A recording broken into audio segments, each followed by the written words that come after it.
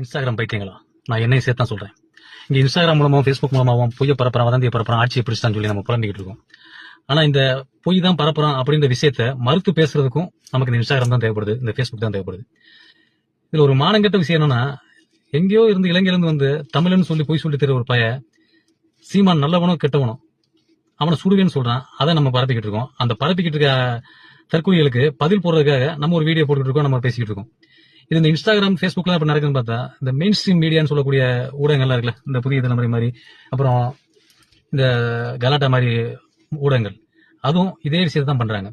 உதாரணத்துக்கு சொன்னோம்னா, தேர்தலுக்கு முந்தைய விஷயங்களை பார்த்தோம்னா, இந்த பிராமண கடப்பாறை அப்படின்ற ஒரு விஷயத்த தமிழ்நாடு ஃபுல்லா பரப்புனா.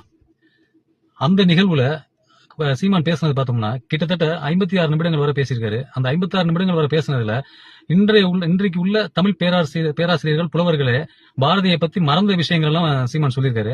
அந்த 56 நிமிட உரையும் வெளிப்படுத்தாம அதுல பிராமண கடப்பாறைன்ற ஒரு வார்த்தையை மட்டும் பிடிச்சுக்கிட்டு இந்த கலாட்டா மாதிரி பிகன் உட்ஸ் மாதிரி மீடியாக்கள், அதே மாதிரி இந்த விர்ச்சுவல் வாரிஸ் மாதிரி ஆட்கள் அதை பரப்பிக்கிட்டு இருக்கான். நிச்சயம் 56 நிமிஷம் பேசாந்தாரு. இப்ப தற்பொழுது ஈழ போராளிகளோட நினைவேந்தல் நிகழ்ச்சியில பாத்தீங்கன்னா கிட்டத்தட்ட ஒரு மணி நேரம் 20 நிமிடம் பேசியிருக்காரு. அந்த 1 மணி நேரம் 20 நிமிடங்கள்ல அவன் என்னெல்லாம் பேசினானோ அதை எதையுமே வெளிப்படுத்தாம விஜயை பத்தி பேசினாரு, திமுக பத்தி பேசினாரு. இந்த செய்தி மட்டும் எடுத்து போடுறான். இது எப்படி இருக்கு தெரியுமா? நீங்க சீமான்ற ஒரு தனிநபரை கொச்சப்படுத்தல, ஈழத்துல நடந்த இனப்படுகொலையவே மக்களை மறக்கடிக்கிறதுக்காக இந்த ரீல்ஸ்ன்ற பேர்ல போட்டுக்கிட்டு இருக்கீங்க. இதை மறுத்து பேசுற என்ன மாதிரி உள்ள பல போராளிகள் போடுற பதிவு எல்லாம் அந்த அளவுக்கு போய் சேராது. அதுக்கான காரணம் என்னன்னா, இந்த அவதூறு பரப்புறாங்கல்ல, அவதூறு பிறந்தவங்க இவங்க அந்த செய்தியை பரப்புறதுக்கு நிறைய பணம் செலவழிக்கிறான். நிறைய பணம் எப்படி செலவழிக்கிறான்னா, அந்த வீடியோ வந்து பக்கா டிராஃப்ட் பண்றதுக்கோ, பக்கா கிரியேட் பண்றதுக்கோ, அதை பரப்புறதுக்கு பூஸ்ட் பண்றதுன்னு சொல்லி ஃபேஸ்புக்ல இன்ஸ்டாகிராம்ல பணம் கட்டுறான். அதுக்கு அவன் பணம் கட்டுறதுக்கு பெரிய ஏஜென்சிலாம் இருக்கான். அவனோட செய்தி பல மக்களோட பல கோடி மக்கள்கிட்ட போய் சேரும். ஆனா உங்க மாதிரி என்ன மாதிரி புலம்பிக்கிட்டு இருக்கவங்களோட செய்திகள் போய் சேராது.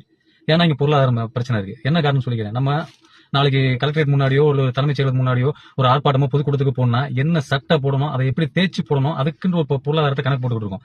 ஆனா அவன் அவதூறு பரப்புறதுக்கு கோடி கோடியா செலவழிச்சிட்டு இருக்கான். இதுக்கிடையில எப்படி உண்மை போய் சேரும்?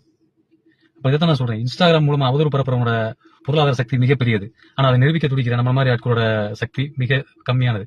இன்னும் சொல்ல போனா இன்னைக்கு ஆட்சி அமைஞ்சிட்டான்.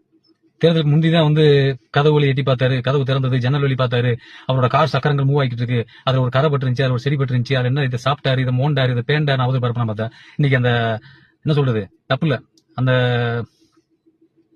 தளபதி என்ன டிஃபன் சாப்பிடுறாரு, எப்படி சாப்பிடுறாரு, எப்படி நடந்து போறாரு, இதுக்காக உங்க முதலமைச்சர் ஆகணும், இதுக்காக நீங்க ஊடகங்கள் செய்து பண்ணிக்கிட்டு இருக்கீங்க. இன்னைக்கு +2 ரிசல்ட் வந்து கிட்டத்தட்ட 4 நாட்கள் ஆயிடுச்சு. பள்ளிக்குழந்தை மாணவர்கள் அடுத்த கல்லூரி எதை நோக்கி போகலாம், என்ன படிப்பை நோக்கி போகலாம்னு இந்த மீடியா வந்து குழந்தைகளுக்கும் பெற்றோர்களுக்கும் தெரியப்படுத்தி பார்த்தா இன்னும்